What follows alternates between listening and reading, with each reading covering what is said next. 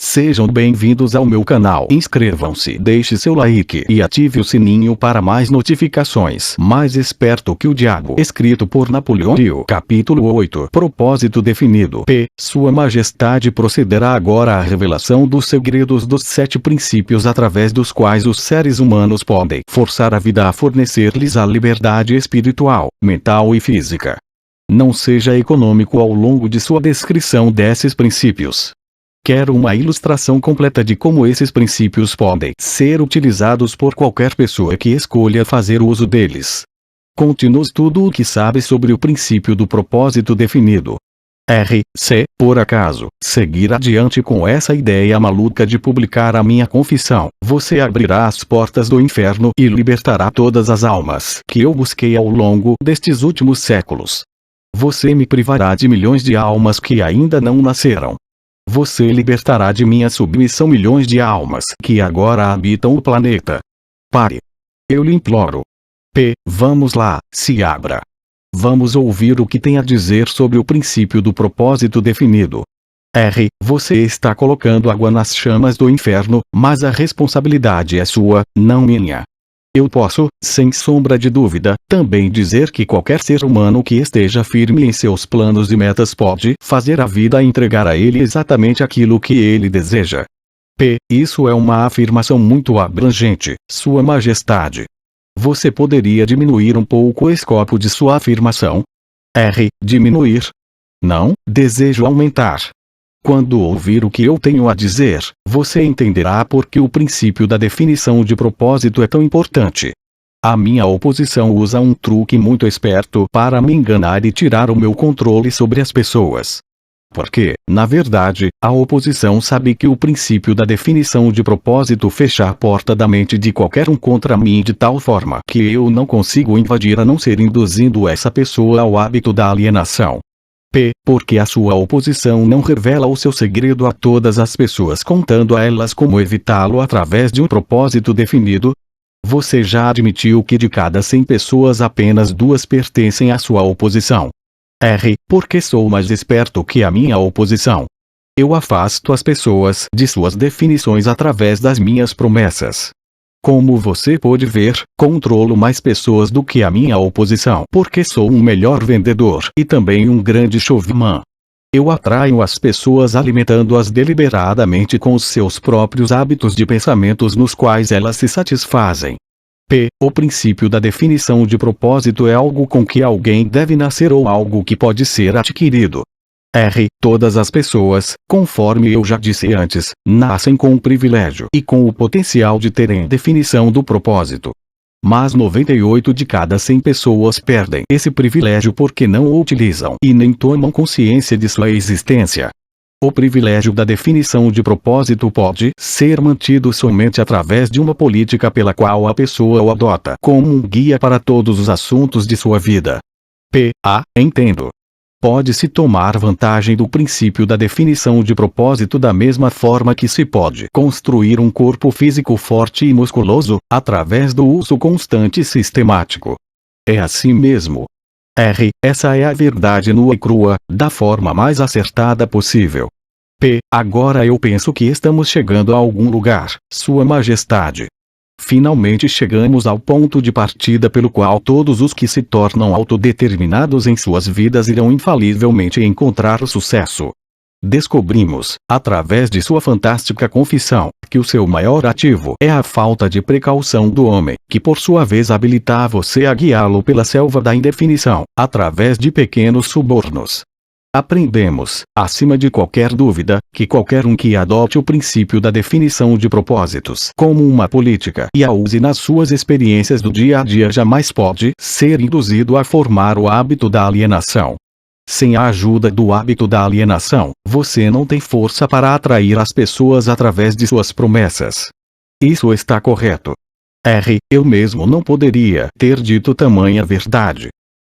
Vá em frente agora e descreva como as pessoas negligenciam o privilégio de ser livres e autodeterminadas através da indefinição e da alienação. Já fiz uma breve referência sobre esse princípio, mas agora entrarei nos mínimos detalhes para explicar de que forma esse princípio funciona. Começarei no momento do nascimento. Quando uma criança nasce, ela traz consigo nada além de um corpo físico, representando os resultados da evolução de milhões de anos de seus ancestrais. A sua mente é um branco total. Quando a criança alcança a idade da consciência e começa a reconhecer os objetos do seu entorno, ela também começa a imitar outras pessoas. A imitação torna-se um hábito fixo. Naturalmente, a criança imita, antes de tudo, os seus pais.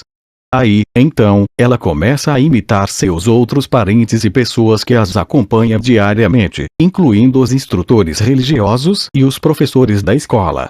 A imitação estende-se não somente à expressão física, mas também à expressão do pensamento.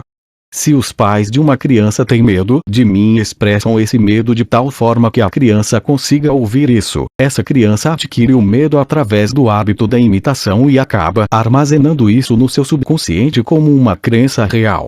Se o instrutor religioso dessa criança expressar qualquer forma de medo de mim, e todos eles expressam de uma forma ou outra, esse medo é adicionado ao mesmo temor passado para a criança por seus pais. Essas duas formas negativas de limitação ficam armazenadas no subconsciente, de forma a serem utilizadas por mim mais adiante em suas vidas. De forma similar, a criança aprende, por imitação, a limitar a sua força do pensamento, preenchendo a sua mente com inveja, ódio, ganância, luxúria, vingança e todos os outros impulsos negativos do pensamento, que destroem toda e qualquer possibilidade de definição de propósito. Enquanto isso, me hospedo na mente dessa criança e a induzo a alienar-se, até que eu tenha controle total sobre ela por meio do ritmo hipnótico.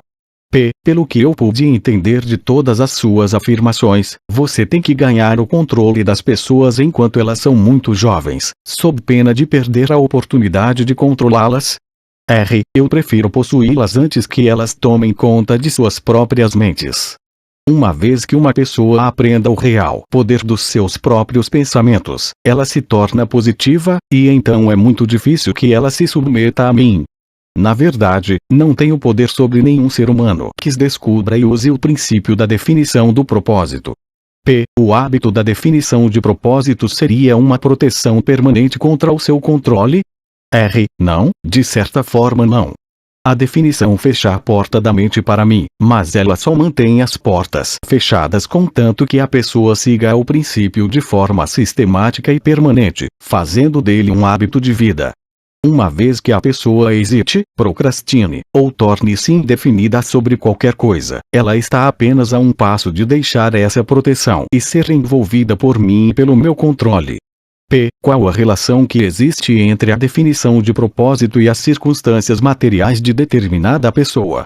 Eu gostaria de saber se uma pessoa pode adquirir poder através da definição de propósitos, sem trazer para si o poder da destruição através da lei da compensação. A sua questão limita as minhas ilustrações porque há tão poucas pessoas no mundo que entendem. Existiram muito poucas pessoas no passado que entendiam como usar o princípio do propósito definido sem atrair para si mesmas as implicações negativas da lei da compensação. Aqui você está me forçando a revelar um dos meus truques mais valiosos. Estou para contar a você que eventualmente trago novamente para a minha causa todos aqueles que escapam de mim temporariamente, através do princípio da definição de propósito.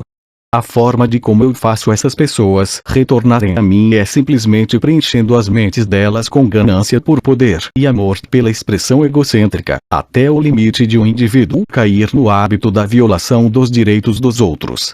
Aí, então, entro com a lei da compensação. Imediatamente retomo a minha vítima. Então eu vejo, baseado em suas próprias admissões, que o princípio da definição de propósito pode ser perigoso proporcionalmente à possibilidade de tornar-se uma forma de poder. Isso é uma verdade. Sim, e o que é mais importante, cada princípio do bem carrega consigo a semente de um perigo equivalente. É difícil de acreditar nisso. Que perigo, por exemplo, pode haver no hábito do amor à verdade? O perigo encontra-se na palavra hábito. Todos os hábitos, com exceção somente aquele do amor à definição de propósito, podem levar à alienação. O amor à verdade, a menos que ele assuma a proporção da procura definitiva por ela, pode se tornar similar a todas as outras boas intenções. E você sabe, é claro, o que faço com boas intenções. P. O amor pelos parentes também é perigoso. R. O amor por qualquer coisa ou por qualquer pessoa, exceto o amor pelo propósito definido, pode ser perigoso. O amor é um estado de espírito que encobre a razão, limita a força de vontade e cega a mente para os fatos e para a verdade. Todos aqueles que se tornam autodeterminados e ganham liberdade espiritual para pensar os seus próprios pensamentos, devem examinar cuidadosamente cada emoção, mesmo aquela mais vaga relacionada ao amor. Você pode ficar surpreso em saber que o amor é uma das minhas iscas mais efetivas. Com ele trago para o hábito da alienação aqueles que não consegui atrair com nada mais. E é por isso que o coloquei encabeçando a minha lista de subornos. Mostre-me aquilo que uma pessoa mais ama e eu terei a chave para saber como essa pessoa pode ser induzida a alienar-se, até o ponto de eu fisgá-la com ritmo hipnótico. Amor e medo, combinados, me fornecem as armas mais efetivas com as quais induzo as pessoas a se alienarem. Cada qual é tão útil quanto o outro. Ambos têm o efeito de fazer com que as pessoas negligenciem o desenvolvimento da definição do uso das suas próprias mentes. Dê-me o controle sobre os medos de uma pessoa e adicionalmente me conte o que ela mais ama. Com certeza, pode contar que essa pessoa será minha escrava. O amor e o medo são forças emocionais de tão estupenda potência que qualquer uma das duas tem o poder de retirar a força de vontade e o uso da razão. Sem o poder da vontade e da razão, não há nada mais que possa sustentar a definição de propósito. P. Mas, Sua Majestade, não valeria a pena viver se as pessoas nunca sentissem a emoção do amor. R. A. Você está tão certo quanto a sua razão, mas negligenciou ao não adicionar que o amor deve estar sob total controle da pessoa em todos os momentos.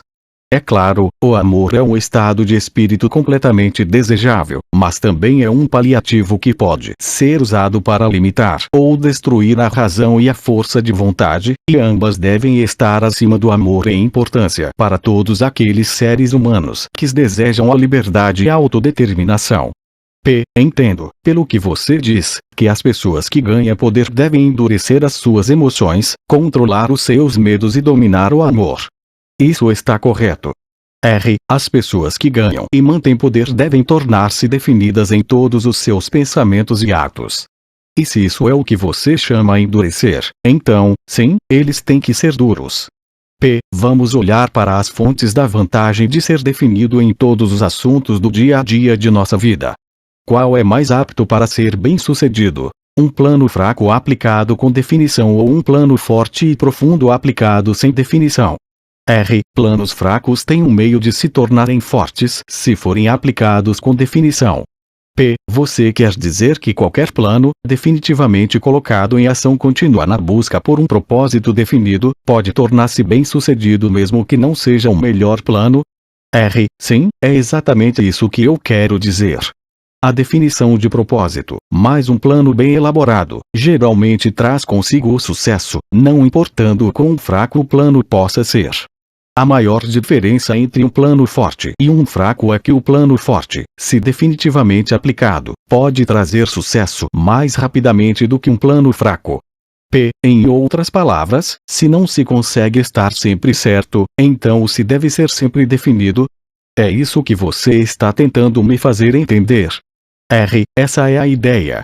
As pessoas que são definidas, tanto em seus planos quanto em seus objetivos, aceitam derrotas temporárias como sendo um sinal para que façam um esforço maior. Você pode ver por si mesmo que esse tipo de política está fadada a ganhar, se for feita com convicção. P. Pode uma pessoa que se move com definição, tanto de planos quanto de propósitos, estar sempre certa de alcançar o sucesso? R. Não. O melhor dos planos, algumas vezes, falha, mas a pessoa que age com definição reconhece a diferença entre a derrota temporária e o fracasso. Quando os planos falham, ela os substitui por outros, mas ela não muda o seu propósito, ela persevera.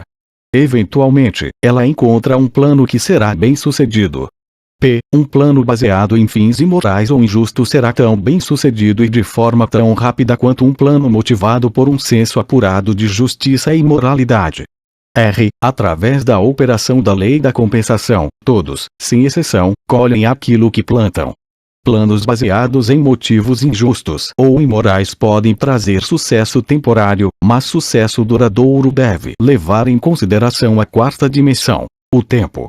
O tempo é o inimigo da imoralidade e da injustiça. Ele é o amigo da justiça e da moralidade. O fracasso em reconhecer esse fato como verdadeiro tem sido responsável pela onda de crimes entre jovens do mundo inteiro.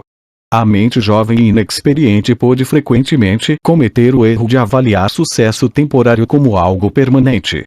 Os jovens frequentemente cometem o erro de cobiçar os ganhos temporários baseados em planos injustos e imorais, e negligenciam olhar à frente e observar as penalidades que sempre seguem, exatamente como a noite segue o dia.